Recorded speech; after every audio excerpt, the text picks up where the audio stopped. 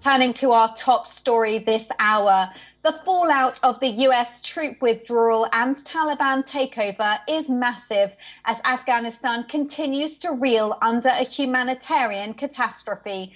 The United Nations has stepped up efforts to bring relief to the Afghans. The United Nations has drummed up more than $1.2 billion in emergency pledges.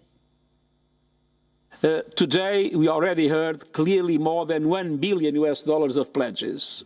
It is impossible, as I said, to say how much of this will be for the flash appeal, but in any case, it represents a quantum leap in relation to the financial commitment of the international community towards the Afghan people. This was the first high-level conference on Afghanistan since the Taliban took over. The UN chief voiced concern over the spiral of poverty and hunger in the war-torn region. Guterres has sent out a warning saying that 1 million Afghan children could die in this most perilous hour. After years of war and suffering, he has said that many could run out of food as winter approaches. The halt put on foreign aid and collapse of public services has raised the spectre of a mass exodus.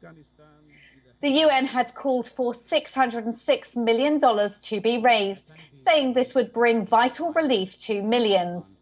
About a third of the amount being sought would be used by the UN World Food Programme. It had found that 93% of the 1,600 Afghans it surveyed in August and September were not getting enough to eat. The UN has urged the Taliban to give aid workers unimpeded access. For this, the UN has called for international engagement with the Taliban in order to avert an economic collapse. UN chief insists aid could be used as leverage to improve human rights. It's impossible to provide humanitarian assistance inside Afghanistan without engaging with the de facto authorities of the country.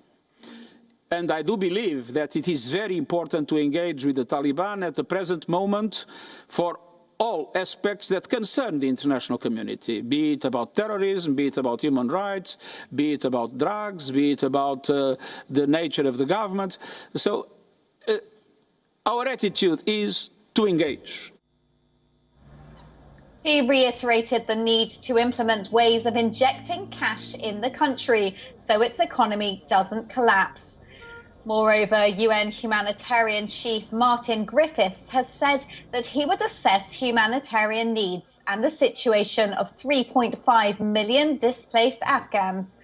This also included over 500,000 displaced this year alone. UNHCR has expressed concerns that more Afghans could take refuge in neighbouring Pakistan and Iran.